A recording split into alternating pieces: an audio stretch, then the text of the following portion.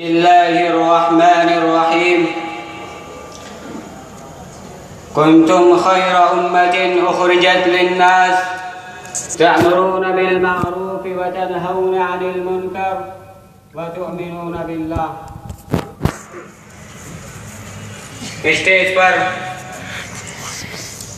علماء اعظام اور مہمان کرام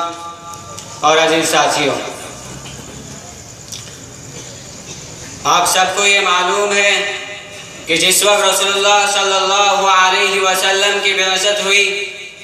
دنیا کچھ ویران اور کوئی قبرستان نہ تھی.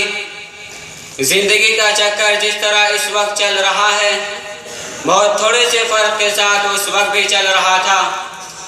سارے کاروبار آج ہی کی طرح ہو رہے تھے، تجارت بھی تھی، زراعت بھی تھی، اور حکومتوں کا نظام چلانے والے اور ان کی مشنری میں فٹ ہونے والے بھی موجود تھے. لیکن اللہ تعالیٰ کو اپنی زمین کا نقشہ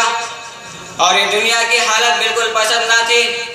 حدیث میں اس زمانے کے متعلق ہے، ان اللہ نظر الى اہل الارض فمقتهم عربهم وعجبهم الا بقایا من اہل الكتاب، کہ اللہ تعالیٰ نے اہل زمین پر نظر ڈالی، اس نے روئے زمین کے تمام افراد، کیا عرب کیا عجم، سب کو بے حد ناپسند فرمایا سوائے اہل کتاب کے چند افراد کے. ایسے حالت میں اللہ تعالیٰ نے محمد صلی اللہ علیہ وسلم کو مبعوث فرمایا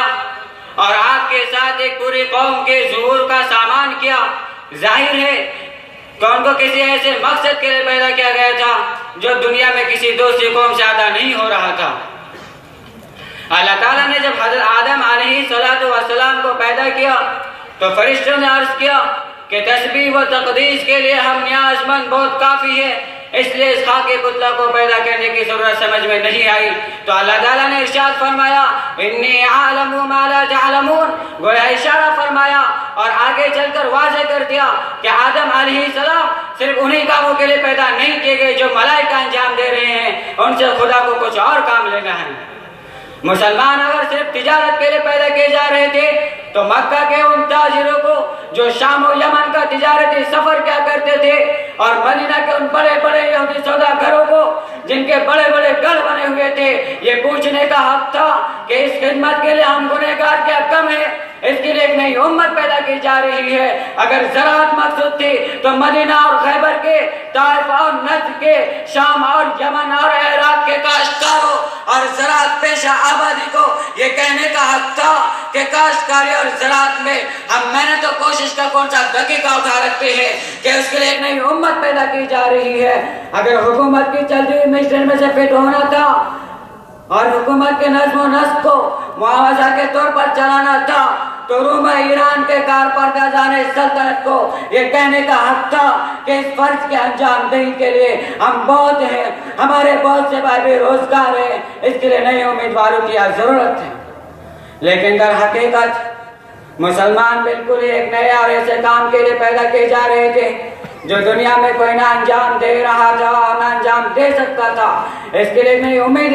ایک نئی امتی کی بعثت کی ضرورت تھی. چنانچہ فرمایا کنتم خیر امت اخرجت للناس تأمرون بالمعروف وتنہون عن المنکر وتؤمنون باللہ، کہ تم بہترین امت ہو جو لوگوں کے لیے پیدا کی گئی، بھلائی کا حکم دیتے اور برائی سے روکتے ہو اور اللہ پر ایمان رکھتے ہو. اسی مقصد کی خاطر لوگ وطن سے بے وطن ہوئے، اپنے کاروبار کو نقصان پہنچایا، اپنا عمر بھر کا اندوختہ لٹایا، اپنی جمی جماعت تجارتوں پر پانی پھیرا، اپنے کھیتی باڑی اور باغات کو ویران کیا، اپنے عیشت نام کو خیرباد کہا، دنیا کے تمام کامیابی اور خوشحالی سے آگے بند کر لیے، زرعی موقع کھو دیے، پانی کی طرف اپنا خون بہایا، اپنے بچوں کو یتیم اور اپنی عورتوں کو بیوہ کیا ان مقاصد و مشاغل کے لیے جن پر آج مسلمان کانے نظر آتے ہیں. اس ہنگامہ آرائی اور اس محضر خیزی کی ضرورت نہ تھی. اس کے حصول کا راستہ تو بالکل بے خطر اور ہموار تھا.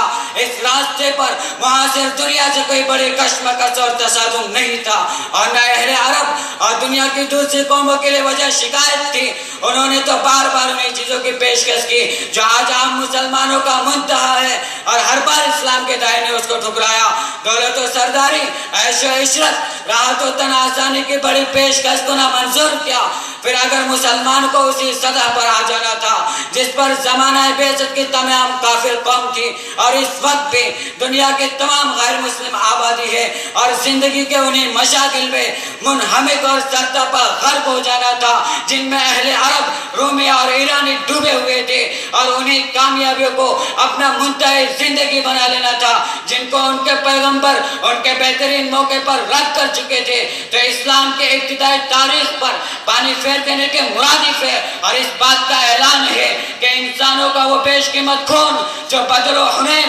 احزاب و قادسیہ اور یرموک میں بہایا گیا، بے ضرورت بہایا گیا۔ بہرحال مسلمانوں کی زندگی کا اصلی ساخت یہی ہے، یا تو اسلام کے دعوت اور عملی جد و جہد میں مشغول ہو،